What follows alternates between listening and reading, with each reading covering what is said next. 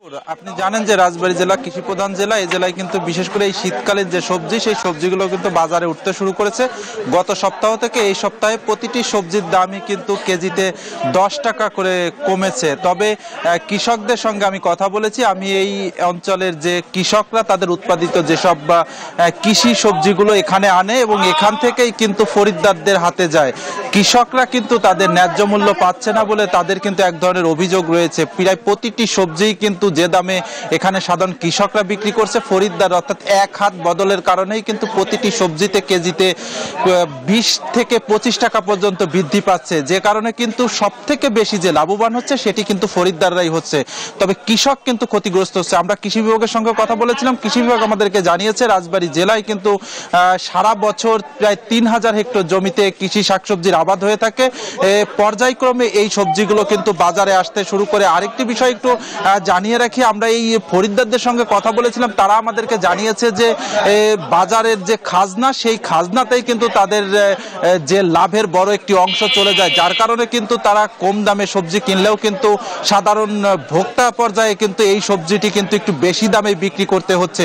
আরেকটি বিষয় একটু জানিয়ে রাখি যে রাজবাড়ী জেলার প্রায় প্রতিটি অঞ্চলেই এই শীতকালীন যে সবজি, সেই সবজিগুলোর আবাদ হলেও কিন্তু এই রাজবাড়ী জেলায় বিশেষ করে এই অঞ্চলের খুব আশেপাশের যেসব ক্ষেত খামার আছে, সেই ক্ষেত খামারের সবজিগুলোই কিন্তু এই বাজারে আসে, যার কারণে কিন্তু পরিবহন খরচ থেকে শুরু করে প্রায় অনেকটাই কম হয়, যার কারণে কিন্তু কৃষকরাও কিন্তু খুব স্বল্প মূল্যে বিক্রি করতে পারে, এটিও কিন্তু কৃষকরা বলছে। তবে আরেকটি বিষয় হচ্ছে রাজবাড়ী জেলার যেসব শাকসবজি, সেটি কিন্তু এই জেলার চাহিদা মিটিয়ে রাজধানী ঢাকা সহ দেশের বিভিন্ন বড় বড় বাজার বা শহরগুলোতে কিন্তু এই সবজি কিন্তু সরবরাহ করা হয়ে থাকে।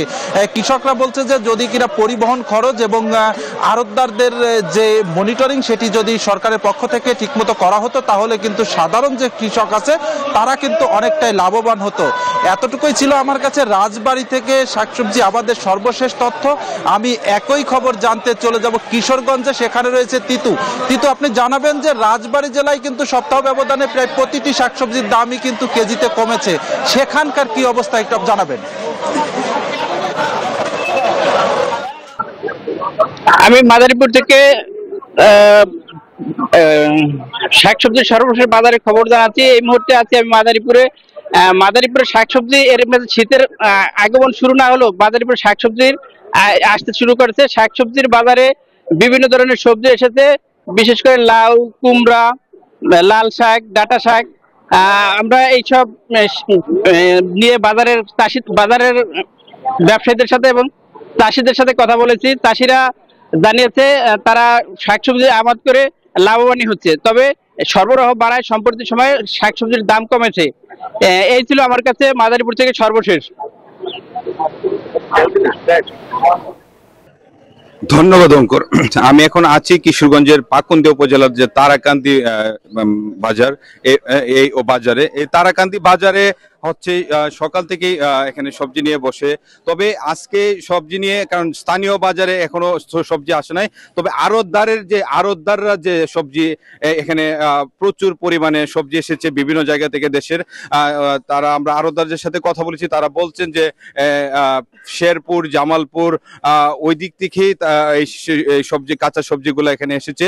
আর আমরা যদি একটু সবজির দরদাম যদি একটু বলি, তাহলে এখানে হচ্ছে ফুলকপি কেজি প্রতি বিক্রি হচ্ছে 40 থেকে 50 টাকা, বেগুন বিক্রি হচ্ছে 60 থেকে 70 টাকা, করলা বিক্রি হচ্ছে 50 থেকে 60 টাকা, কাঁচা টমেটো বিক্রি হচ্ছে 50 টাকা। আবার পাকা টমেটো যে আছে, পাকা টমেটো বিক্রি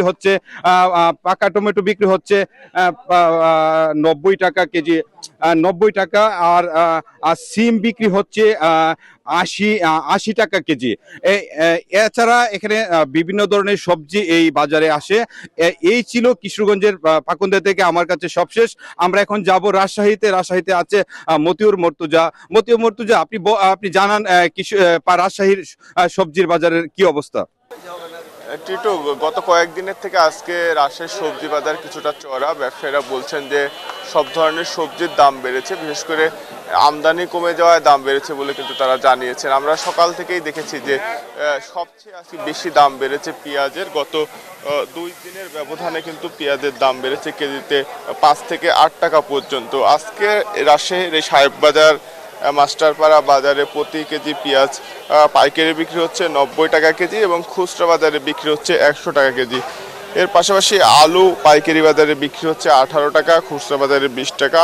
দাম বেড়েছে কাঁচা মরিচ কেজিতে 30 থেকে 40 টাকা কিন্তু দাম বেড়েছে গতকালের থেকে। প্রতি কেজি কাঁচামরিচ বিক্রি হচ্ছে 135 থেকে 140 টাকা কেজি। ফুলকপি বিক্রি হচ্ছে পাইকারি বাজারে 30 থেকে 40 টাকা কেজি, তবে খুচরা বাজারে কিন্তু দ্বিগুণ দামে ফুলকপি বিক্রি করা হচ্ছে। এর পাশাপাশি সিমের দাম বেড়েছে। সিম প্রতি কেজি বিক্রি হচ্ছে 80 টাকা কেজি, বরবটি বিক্রি হচ্ছে 50 থেকে 60 টাকা কেজি, বেগুন বিক্রি হচ্ছে 90 থেকে 100 টাকা কেজি। দাম বেড়েছে মিষ্টি কুমড়া, লেবু সহ সব ধরনের সবজির দামই কিন্তু বেড়েছে। ব্যবসায়ীরা বলছেন যে সরবরাহ কমেছে, যে কারণে দাম বেড়েছে। তবে গত কয়েকদিন কিন্তু দাম অনেকটাই কম ছিল। সব ধরনের সবজির দাম আজকে সকাল থেকে কেজিতে 10 থেকে 15 টাকা বেশি কিন্তু। আর পেঁয়াজের দাম বাড়ায় অসন্তোষ প্রকাশ করেন ক্রেতারা। তারা বলছেন যে বাজারে নজরদারি কমে যাওয়ায় ইচ্ছামতো দাম বাড়ানো হচ্ছে। পেঁয়াজের বাজার যেন স্বাভাবিক রাখা হয় সে বিষয়ে নজরদারি বাড়ানোর আহ্বান জানিয়েছেন কিন্তু ক্রেতারা। এ ছিল রাজশাহী থেকে সর্বশেষ অঙ্কুর।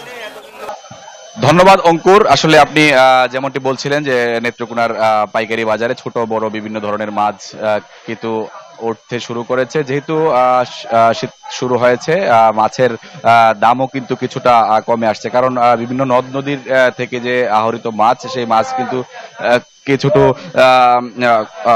চাহিদার তুলনায় কিন্তু মাছের যে মানে আহরণ তা কিন্তু আগের চেয়ে কিছুটা বেড়েছে। কারণ এখন কিন্তু অনেক নদী এবং বিল খাল যেগুলো রয়েছে সেগুলো কিন্তু আসলে অনেকটাই শুকিয়ে আসছে পানি কমে যাওয়ার কারণে।